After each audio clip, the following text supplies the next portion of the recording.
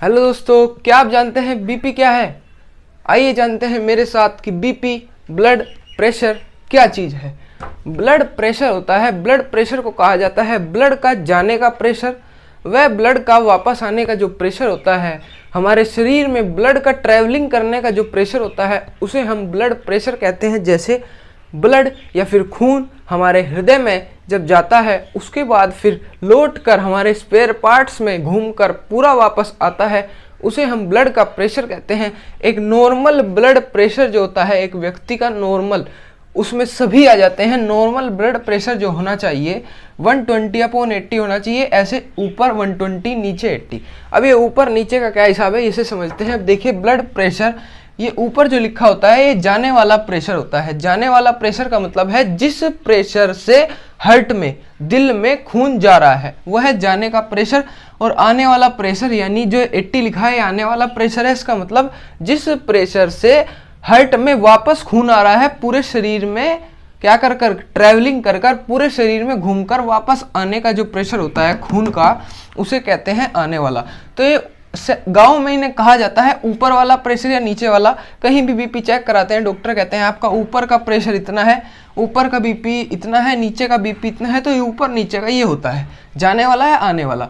अब इसे इंग्लिश में सिस्टोलिक प्रेशर जाने वाले को और आने वाले को डायस्टोलिक प्रेशर कहा जाता है। अब समझिए एक ब्लड प्रेशर के बारे में एक अच्छी सी कहानी। अब समझिए जैसे ब्लड प्रेशर क्या होता है, खून का आवाजाही क्या होता है। देखिए, जैसे ब्लड हमारे हार्ट में जाता है, तो हार्ट में जाने से पहले लंग्स के द्वारा ब्लड में ऑक्सीजन मिल जाती है। ऑक्सीजन जो ब्लड में मिल जाती है, फिर हार्ट उसे आगे हमारे पूरी बॉडी में पंप कर देगा। पूरी बॉडी में पंप करने के बाद फिर वो पूरी बॉडी में फैल जाएगा, हाथ पैरों में, उंगलियों में, हमें सभी जगह मिलेगा।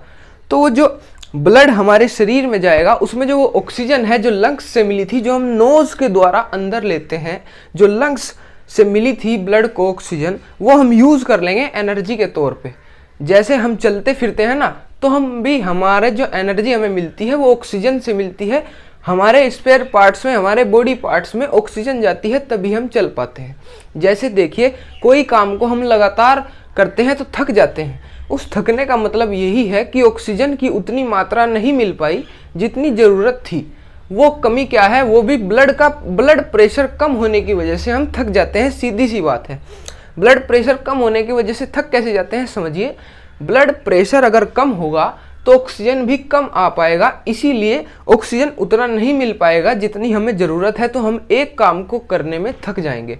जैसे एक सीधा साधा एग्जाम्पल है, रनर्स जो होते हैं, मैराथन के रनर्स होते हैं, जो लंबे रेसर्स होते हैं, 10-20 किलोमीटर के, 5-10 किलोमीटर के जो रेसर्स होते हैं, उनका क्या है, उनकी हार्ट की तथा लंग्स की कैपेसिटी बड़ी होती है, ज़्यादा होती है, तो वे ऑक्सीजन को ज़्यादा कैरी कर पाते हैं, ऑक्सीजन उनके अंदर ज़्यादा आ पाती है लंग्स के द्वारा।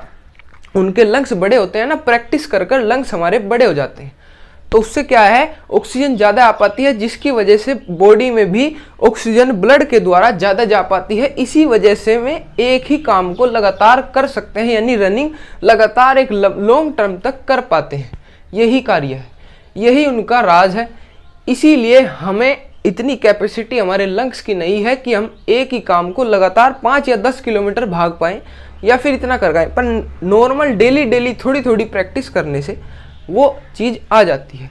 ये था ऑक्सीजन का काम हमारे ब्लड में। तो जैसे ही ब्लड से ऑक्सीजन गया हमारे शरीर में, और फिर ऑक्सीजन हम उसे यूज़ कर देंगे एनर्जी के तौर पे, फिर वो ऑक्सीजन दोबारा से आता है, तो उसे कहते हैं आने वाला। ये जाने वाला जब बॉडी में जाता है, और ये आने वाला वापस फिर वो दोबारा से आया, ऑक्सीजन हमने यूज़ कर ली, अब खाली है, बिना ऑक्सीजन का है, तो ऑक्सीजन फिर हम उसमें कार्बन डाइऑक्साइड छोड़ देते हैं ऑक्सीजन लेकर। तो हमने कार्बन डाइऑक्साइड छोड़ते हैं ना, तो हम वो कार्बन डाइऑक्साइड वो वहाँ से ले लेता है, ब्लड से ले लेता है, ऑक्सीजन बाहर हम यूज़ कर लेते हैं। कार्बन डाइऑक्साइड ली, और वो फिर जब लंग्स में आएगा तो लंग्स से बाहर निकल जाएगी कार्बन डाइऑक्साइड, फिर दोबारा से उसमें ऑक्सीजन मिल जाती है, ऐसे ही फिर दोबारा से पंप होने लगता है। ये था पूरा ब्लड प्रेशर का साइकिल। ऐसे हम कंप्लीट करते हैं पूरा ब्लड प्रेशर का साइकिल। ऑक्सीजन का रोल, कार्बन डाइऑक्साइड का रोल ब्लड में क्या है आप समझ चुके होंगे। अब देखिए, बीपी अगर बढ़ जाए, ब्लड प्रेशर अगर बढ़ जाए, तो इसमें जाने वाला प्रेशर 150 हो जाता है या इससे ज़्यादा, या आने वाला प्रेशर जो नीचे का होता है वो 100 या इससे ज़्यादा भी हो जाता है।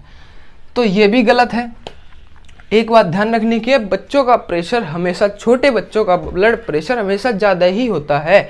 जैसे आपने देखा होगा, मैं किसी भी काम को करने में थकते नहीं है, लगातार भागते भागते पूरा दिन खेलते रहते हैं। उसका मतलब है उनके जो बॉडी के पार्ट्स हैं उनमें ऑक्सीजन लेवल ज़्यादा जाता है, इसीलिए उनका ब्लड प्रेशर ज़्यादा होता है। देखिए ऊपर का 150, नीचे का 100। तो अगर ब्लड प्रेशर बढ़ जाए तो उसे कंट्रोल करने का सीधा साधा उपाय है, या तो आप नमक कम खाइए या फिर कड़वी चीज़ें खाइए। कड़वी चीज़ें खाने का मतलब है जो कड़वाहट, जैसे नीम के पत्ते खाइए, उससे ब्लड प्रेशर सबसे जल्दी नॉर्मल हो सकता है नीम से। या फिर नमक खाने में कम कर दीजिए। और अगर ब्लड प्रेशर कम हो जाए, ये भी एक बड़ी दिक्कत की बात है, ब्लड प्रेशर कम हो तो जाने वाला प्रेशर 100 हो जाता है जो कि 120 होना चाहिए, और आने वाला 70 हो जाता है जो कि 80 होना चाहिए। इसमें हमें नमक की मात्रा ज़्यादा कर देनी चाहिए, या फिर कॉफ़ी पिए, या फिर खट्टी चीज़ें खाएं, जैसे नींबू हो गया, संतरा हो गया, मौसमी हो गया। ऐसे खट्टे जितने फल या सब्जी होते हैं उससे हम ब्लड को नॉर्मल, बीच में नॉर्मल बीपी में कन्वर्ट कर सकते हैं। ये था ब्लड प्रेशर को कंट्रोल करने की ट्रिक। आशा करता हूँ आप ब्लड प्रेशर के बारे में कोई भी क्वेश्चन आपके दिमाग में नहीं बचा होगा। अब अगर आपको ब्लड प्रेशर की हमारी क्लास ये पसंद आई हो तो लाइक शेयर सब्सक्राइब जरूर कीजिएगा। Thank you.